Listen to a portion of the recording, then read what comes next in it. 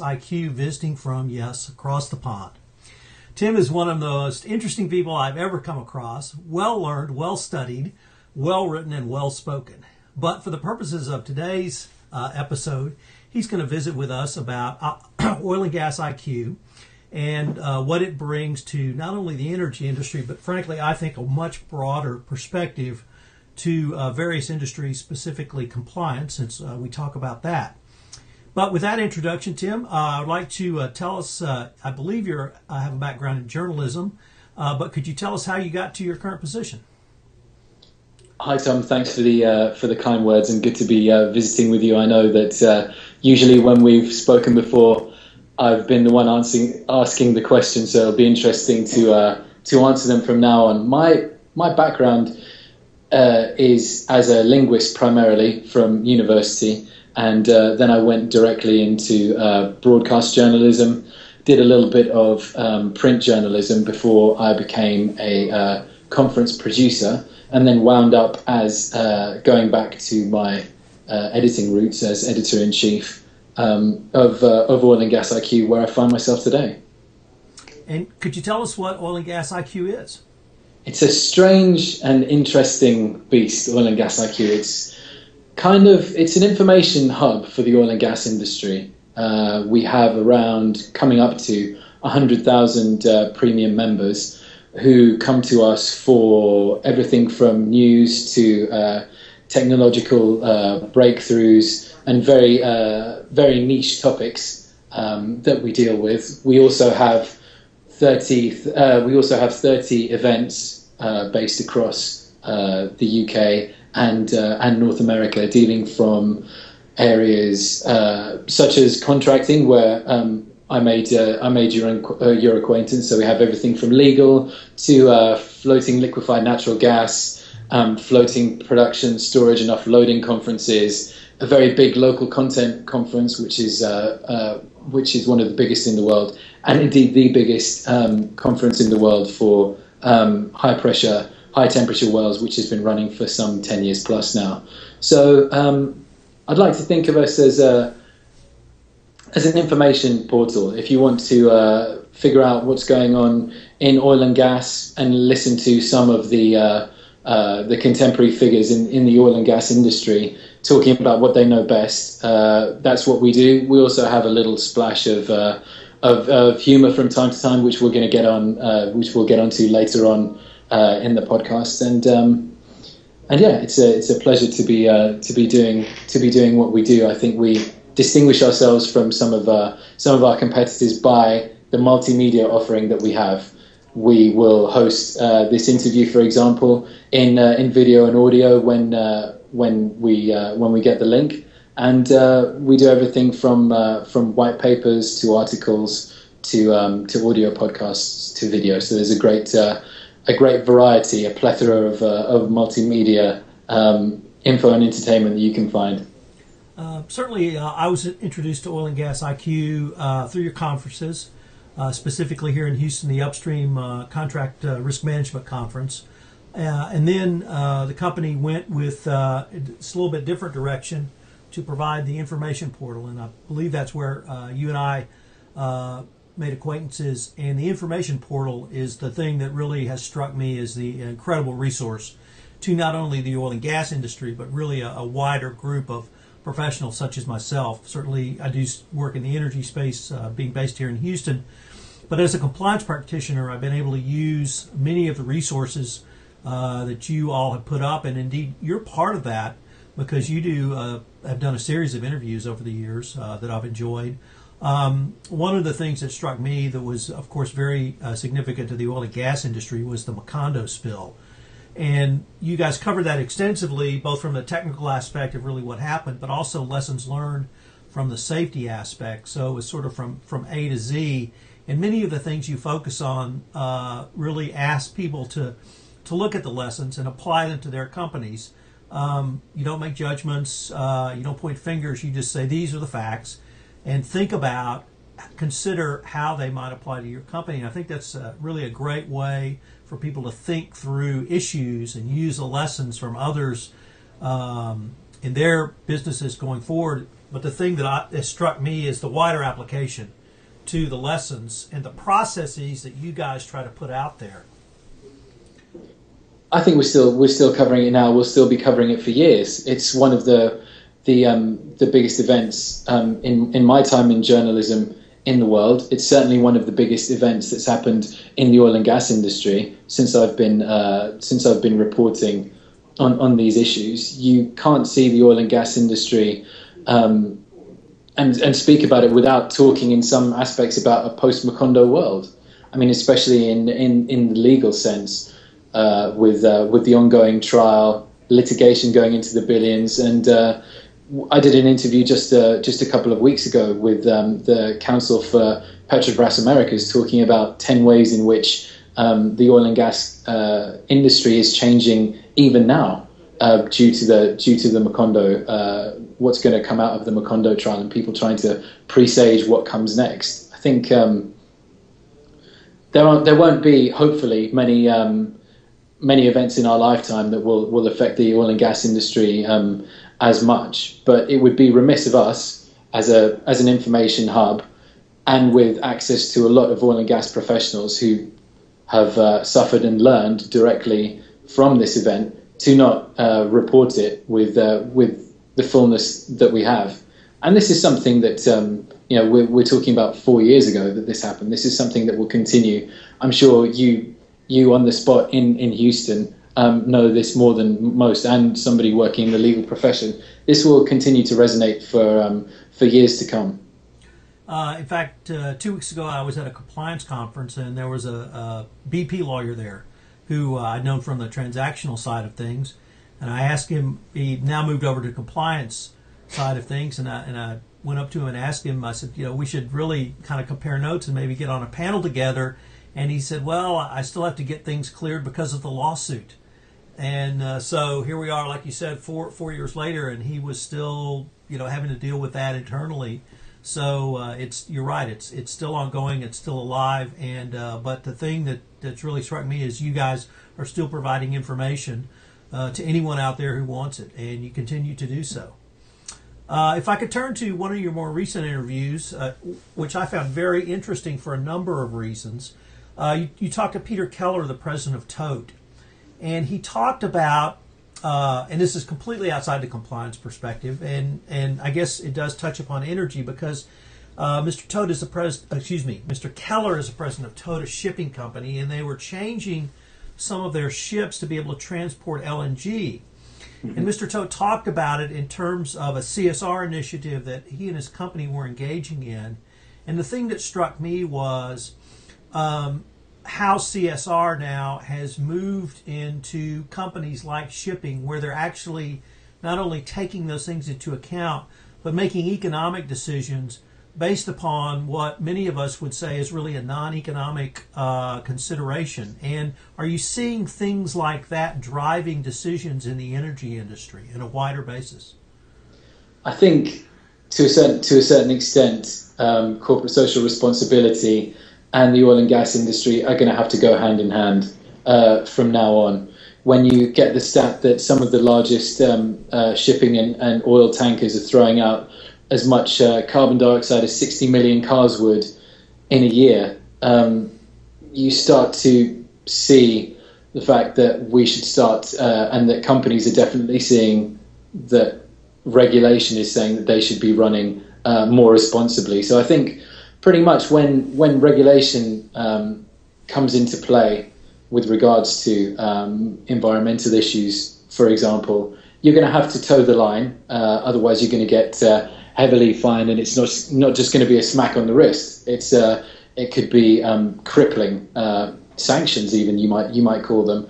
So in a way, we're looking at something which a lot of oil and gas companies will take on because they don't want to be they don't want to find themselves on the end of some kind of sanctioning, but in the long run, it's actually going to help corporate social responsibility, and why not? I think we're going to have to go this way. It's fairly when Mr. Keller was talking, he was talking about Tote Inc. taking on LNG LNG shipping, LNG carriers and LNG cargo ships on its two main shipping routes. It makes sense. LNG in the long run will end up being cheaper, and it will end up being massively cleaner. If it helps corporate social responsibility and keeps the environmental lobbyists off your back at the same time, then so be it. Why not? Right, right. Yeah, and the one of the things that we're seeing here in Houston is, for instance, when an energy company goes into a third world or perhaps less developed country, obviously there used to be a local content requirement. You have to hire so many of our local folks to pump money into the economy, perhaps train them to a higher level. Well, now these countries are becoming more sophisticated, and they're saying it's more than local content. You have to train our employees to, one, work in and with your company, but more, you have to train our local folks to do business in a multinational, interconnected world. You have to train our folks to be able to use ERP systems like SAP so that they can interact on a worldwide transactional basis. You have to train our people to be able to transaction in international supply chain systems so that they're being asked to, and then you have to act as funding agents to startup. So VC angel funders, for instance. So you're having a wider range of corporate social responsibility being required, and U.S. companies are struggling with some of these issues in the context of how do you do it in compliance with the U.S. FCPA and the U.K. Bribery Act so that it doesn't appear to be or the intent of a bribe. So I find this all very interesting, particularly, and that's why I found your interview with Mr. Keller very interesting, that he is, perhaps he's responding to regulation, perhaps he's responding to social pressure. Nevertheless, he's making a decision that, as you said, why not? It's moving the ball forward, getting us where, perhaps all of us would like to be a little bit further, and he's making some money on it. So I'm not seeing a lot of downside to that if it can all work. So, Tom, on the local content side as well, I think it's we as an oil and gas industry have been working for a long time to fill our own pockets, and I don't think it's any bad thing that we go into lesser developed nations and do give them the framework to be able to empower their local populations and actually get some physical, infrastructural, governmental benefit from the black gold that we take out of the ground. I certainly think in terms of countries like Oman, like Ghana, where Omanization and Ghanaization or Ghanization is very demanding of international oil companies, that we will see soon and down the line those countries then becoming the prototypes for other countries that will be coming into the oil and gas industry, such as Mozambique, for example, that's got vast supplies of offshore natural gas. Other countries that we might see, Kazakhstan, Turkmenistan, who have Soviet-era oil and gas industries there, but that all are they all need some degree of modernization and liberalization in terms of who the profits from that country go to. So CSR, local content, they're pretty much they can be synonymous in a lot of cases. And like you're saying, if the oil and gas industry is still making money at the end of it, and we are empowering the nations, the nations with the indigenous oil and gas to do better business, that's going to help global business as well. So all winners. Right, right. Now let me turn to something that's a little bit more personal with you, and because I hear it from you every Friday. That's the Friday newsletter, and frankly, it's a lot of fun for me. I think it's a lot of fun for you. So why don't you tell our listeners and viewers about your Friday newsletter? So we have 2 correspondences a week with our membership, as I said, which is turning into 100,000 any week now. And we have a newsletter on Tuesday, which is very much issue based. It will focus on one issue or another in the oil and gas industry, and then it will have my an editorial column, some 250 to 450 words, usually just talking about the oil geopolitics, what I see happening in the world that week, in my own humble spin on how that can be construed. Our Friday newsletter is somewhat more lighthearted. It's more a kind of an on this day in the oil and gas industry. So I will take a look at what happened on that specific Friday in history, and see how I can relate and extrapolate what happened centuries ago in some cases, millennia ago in some cases, and extrapolate that through to how it might have influenced what we do in the oil and gas business. Seems spurious, I know, but there is method to the madness, and you'd be surprised how many world events can be have a direct correlation to the job that we do offshore and onshore in the oil and gas industry today. Well, you do a great job of tying them together. So we got a few minutes here at the end, so we have to talk about something that you was, I don't know if it was a throwaway or not, but it has certainly intrigued me on your last Friday newsletter, and that was a link to the top 10 films, or someone's top 10 film version of the great Japanese director Kurosawa. Great to be underlined, yeah. Yes. So you and I got into a little bit of debate on, we didn't debate his top 10 films because I'm not sure I could go through his top 10 films. But if you have a top 3, perhaps, could you give us your top 3 Kurosawa films, or top 5, and just why? Kurosawa films, I think you can't go much further than, well, my top 3 in no particular order would be Rashomon, which is a brilliant film observed from just three viewpoints, and the black and white really gives it, really lends it the kind of gravitas that it deserves. I'd then go to Kurosawa's film Run, which is is arousing to the intellect for almost the other reason. It's just an orgy of color, if you want, and it really is. When you do see that film for the first time, it's almost overwhelming. I've never seen it on the big screen. I've never even seen it in Blu-ray HD quality. I'm not sure if I'd be able to sit on my seat for very long if I could, because it's a film which arouses that particular sense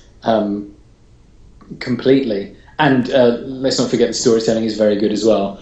But I think most people that are familiar with Kurosawa would be thinking of Seven Samurai, which we had a conversation the other day, and you were saying that it was kind of the prototype for a lot of the action films that you see ever after, and with the action scenes that people have venerated in Hollywood for a long time. And I was saying to you that I pretty much agreed. And also at over 4 hours in running time, that's probably the only film that's over 4 hours long that I haven't thought this is a 4 hour long film. It's an absolutely engrossing experience, and it is an experience. I think all of his films are, but that one especially is something special. And then obviously was taken on and westernized in the form of the Magnificent Seven as well. Yes.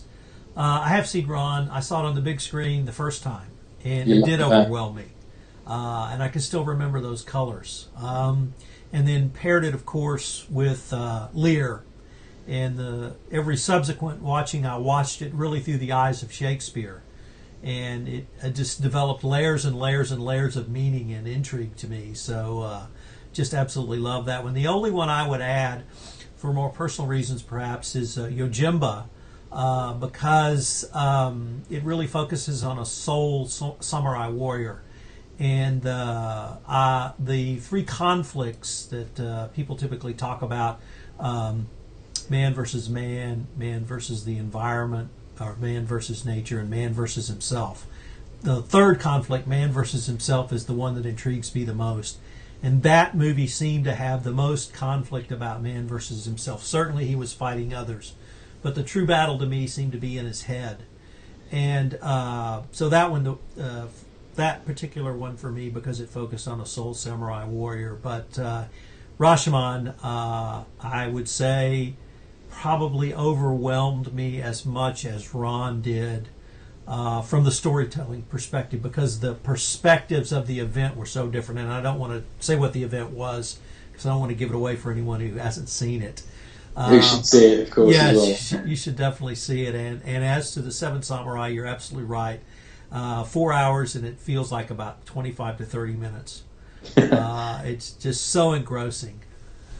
It's a brilliant film. I would anybody that's not seen any Japanese film before, you definitely should start with a little bit of Kurosawa. Maybe don't start with 4 hours worth of black and white samurais to start with. But another good place to start would be for a Western audience would be Throne of Blood, for example, which George Lucas said that he largely based quite a bit of Star Wars on. So if you do go through, anybody that would go through and watch that, I'm sure they would see a lot of elements of Lucas's work in there as well.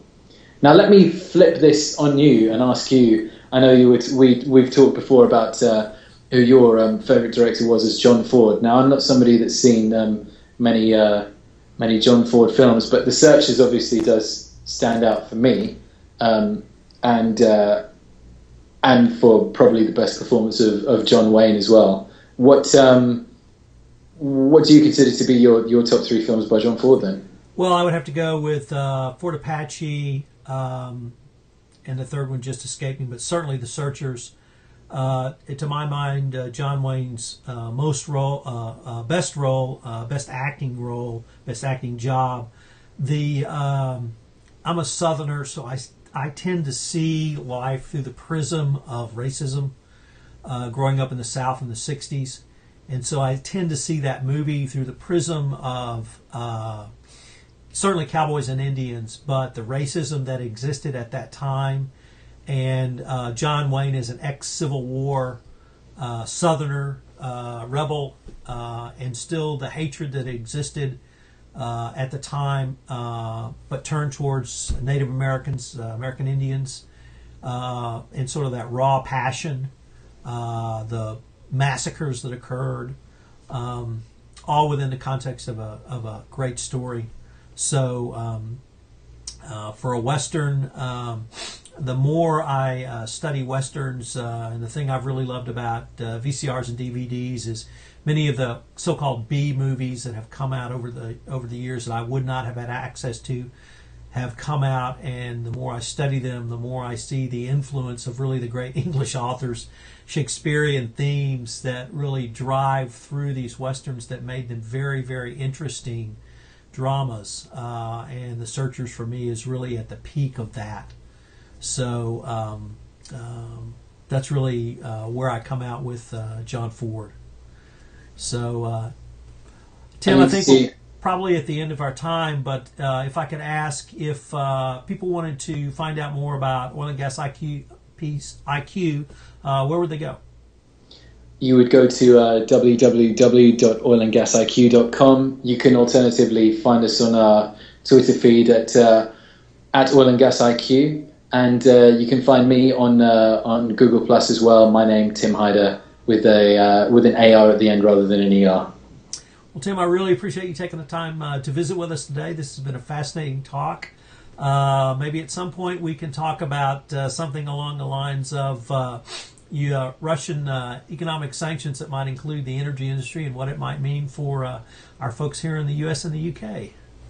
That should be interesting times ahead, eh? So thanks very much for inviting me, and I'd love to come back whenever you ask. All right, thanks again.